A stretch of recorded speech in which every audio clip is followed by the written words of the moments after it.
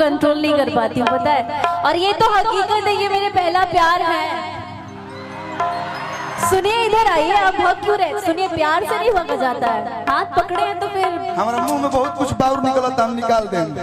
देखिए, अगर हाथ पकड़ते हैं तो 20 सवा में ले जाने से डरते नहीं है। अच्छा। डरता वही है जो 36 जगह जाता है, एक ऊपर टीके वाला ना। हम अपन मेहरारू के हैं, हमें कहीं पे बांधी।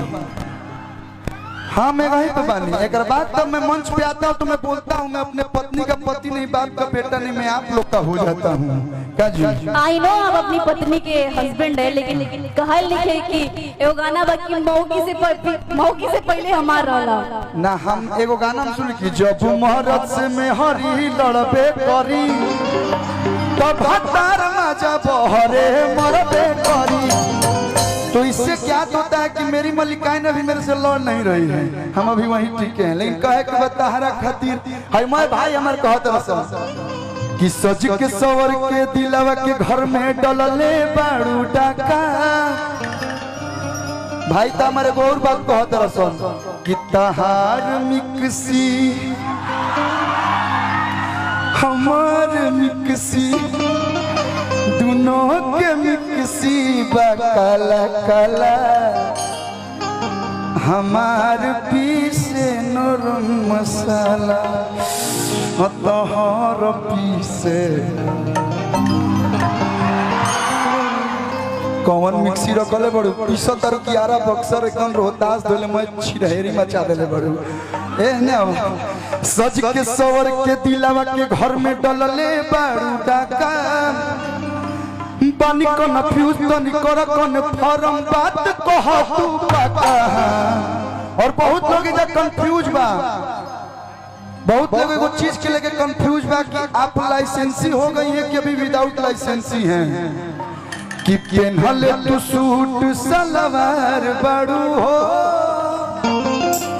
पेनहले तू सूट सलवार बाड़ू हो।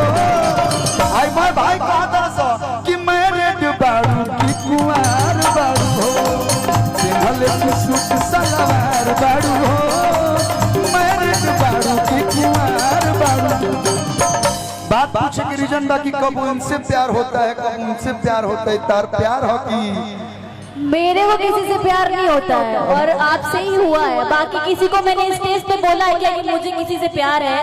कभी नहीं बोला है, कभी नहीं। और सुनिए, प्यार करती हूँ ना तो डंके के चोट पे करती हूँ, और दुश्मनी भी करती हूँ तो डंके के चोट पे करती हूँ। अलगे चैनल धो लेती है प्यार के नाम कहला बीबीसी लंदन धो लेती है के बार डिंपल जी। नहीं, एक कहा जाता है ना कि प्यार किया बदनाम हो गए। प्यार किया, इधर आइए, प्यार किया बदनाम हो गए और चर्चे हमारे सरेआम हो गए। जालिम ने दिल उस वक्त तोड़ा जब हम उसके प्यार के गुलाम हो गए। समझे? तो बात ये है। कौन रहला जे तार दिल तुरले बा, दिल तुरला के सजा है मोय भाई के मिलता कि अरे पेनहले तू सूट सलवार बाड़ू हो, अरे कि मैरिड बाड़ू की कुंवार बाड़ू। आ सुना एक बात और है, मैं गया बाजार के मोय लड़का कहत रसन भैया कि खाली कहत कि बाड़ू तू कुंवार हो। मैं कुंवारी हूँ, सबको पता है मैं कुंवारी हूँ। मैं हाँ, पता है ना कुंवारी हूँ ना। दोनों का मालूम रखी। एक सेकेंड मैं कुंवारी नहीं हूँ तो के करा से भी अकल नहीं हो।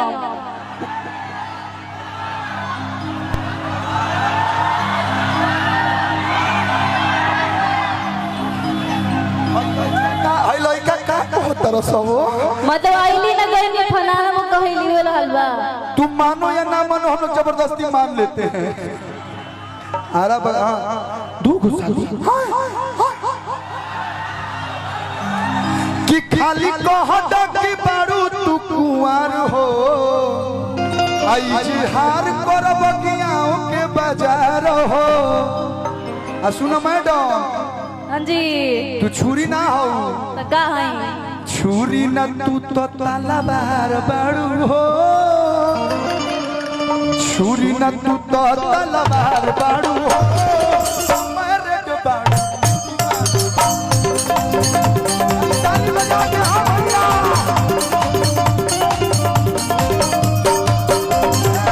छुरी न तू तो तलवार बाड़ू मरद कुमार बाड़ू भैया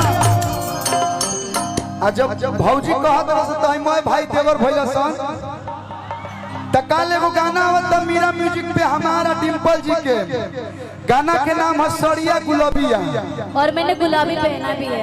अच्छा का करी हमारा साड़ी पर ध्यान नहीं दिला बस हम तोहरे के देखत रह जाई ना भैया हो कल मीरा म्यूजिक पाई सड़िया गुलाबिया के सुनी तनी हाथ उठा के बता दे तो भैया ए अगियाव बाजार से कमेंट आवे के चाहिए कि भाई के गीत सुन ले बनी उगानवा के बोल सुना देते हैं रिलीज के पहले ही सुनाएंगे क्यों रिकॉर्डिंग कर दीजिएगा आप इसी पे डांस करते हैं और क्या डांस ये बेहतर होगा ये बेहतर यूट्यूब वाले तो बोलेंगे ही क्योंकि चढ़ाने को नहीं मिलेगा एक लाइन लेकिन हम सुनाएंगे कि देखेला तरस जाओ देवारा सरबिया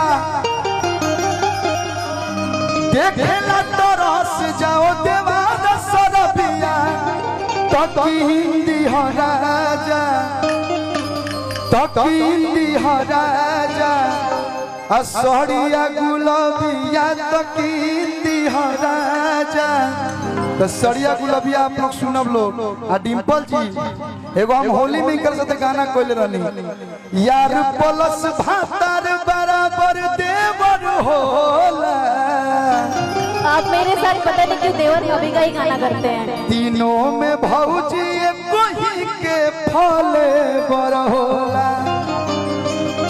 देवर जो है देवर भाभी का रिश्ता बहुत अच्छा होता है गाने वाने में ठीक है लेकिन ऐसे हम लोग बहुत सम्मान करते हैं जौना दिन तारा मांग में सिंदूर पड़ जो दिन हम तार गोड़ छुए लगे और कुछ एकर ले बेसी हम ना करब लेकिन तो लड़का ढूंढ दीजिए ना लड़का ढूंढ दीजिए हम लड़का अगिया में कल ठीक रही ए जो के लड़का भौजी खातिर तर सकता लेकिन कहे के बाद कि डोले दे लहे लहे कमरिया कि देखब तो हम फेंकब न मरिया और देखी हमनी के कार्यक्रम ऐजा के ना रहल हमार कार्यक्रम कहीं और रहल लेकिन अरुण चाचा के प्यार आदेश होता है यहाँ पे सीधे आना है और आपके सामने और आजीवन एगो फोनो ना एगो मैसेजो चल जाई तो कलुआ कहीं रही आगियाओं के धरती पे ए जाई भले दुईगो गाना गाई लेकिन आई जरूर हाई भैया लोग के प्यार पावे खातिर तो एक बार जोरदार ताली हमारा अरुण चाचा खातिर आप लोग बजा दिलो ऐसा ताली ना चारों तरफ से दोनों हाथ उठा के और जोरदार ताली हाँ भैया क्योंकि कलाकार के दिल बड़ी कोमल होला बड़ी इमोशनल कलाकार होते हैं कलाकार पैसा रुपया पे तो जाला लोग देखी साल भर हमने का पैसा कमाई ना सो लेकिन पैसा के साथ साथ जहाँ प्यार मिल जाला जहाँ सम्मान मिल जाला और ये पूरा आरा जिला में हम कहता नहीं कि जितना कलाकारन के सम्मान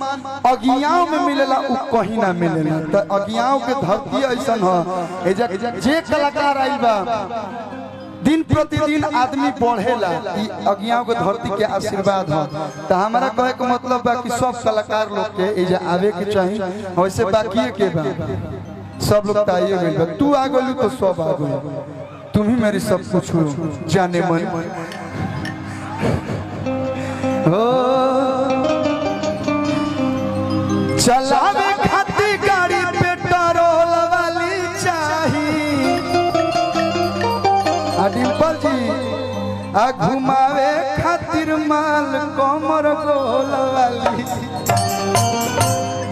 गर्लफ्रेंड घुमावे खातिर जान कमर गोल वाली चाहिए और बस हम चाह प्रदीप सिंह पोसवा जी के गाना बस आप लगा लीजिए इसके बाद हम आगे लिया दीपू भैया से हाँ अभी अरे